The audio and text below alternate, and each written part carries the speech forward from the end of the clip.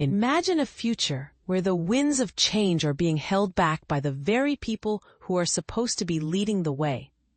The Trump administration's latest moves are a stark reminder that the battle for renewable energy is far from over. In a shocking turn of events, the administration has launched a total war on wind power, proposing new nationwide land use restrictions and laying the groundwork for targeting wind facilities under construction or even operation. But here's where it gets controversial.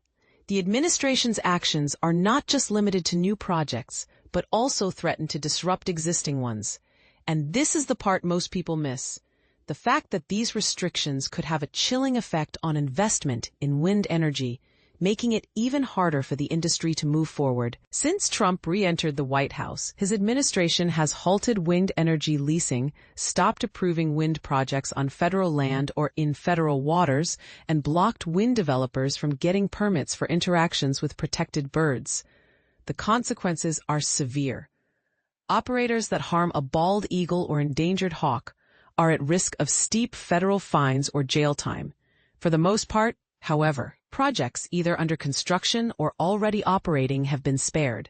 That is, until now. A series of recent actions by the Trump administration has presented fresh threats to wind developers seeking everyday sign-offs for things that have never before presented a potential problem. Renewables developers and their supporters say the rush of actions is intended to further curtail investment in wind, after Congress earlier this summer drastically curtailed tax breaks for wind and solar.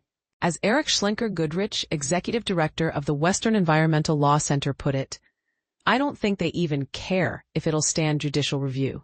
It's just going to chill anyone with limited capital from going to an agency." The Transportation Department's recent declaration that it would now call for a national 1.2-mile property setback for all wind facilities near railroads and highways is a case in point. The DOT claimed it had recently discovered that the Biden administration had overruled a safety recommendation for dozens of wind energy projects related to radio frequencies near transportation corridors. But buried in this announcement was another reveal. The DOT said that it would instruct the Federal Aviation Administration to thoroughly evaluate proposed wind turbines to ensure they do not pose a danger to aviation.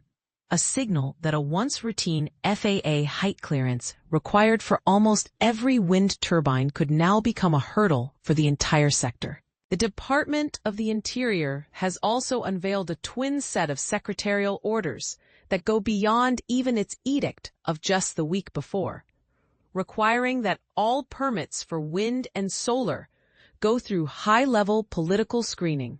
The orders claim the Biden administration chose to misapply the law in approving offshore wind projects and call on nearly every branch of the agency to review any regulations, guidance, policies, and practices related to a host of actions that occur before and after a project receives its final record of decision.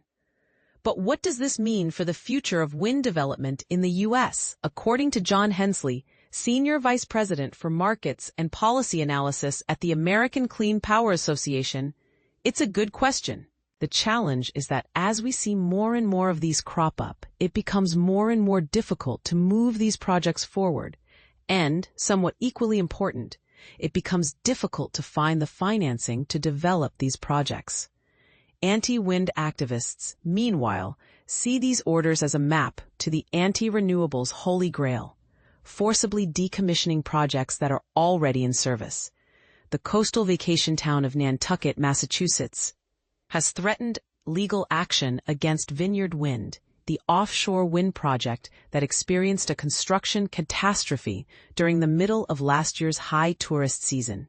The Texas Public Policy Foundation, a conservative legal group tied to other lawsuits against offshore wind projects, has filed a petition to the Interior Department requesting that it reconsider prior permits for Vineyard Wind and halt operations. David Stevenson, a former Trump advisor who now works with the offshore wind opponent Caesar Rodney Institute, thinks the interior order laid out a pathway to reconsider approvals. But Nick Krakoth, the senior attorney with the Pro-Climate Action Conservation Law Foundation, has an identical view. I'm certainly not aware of this ever being done before.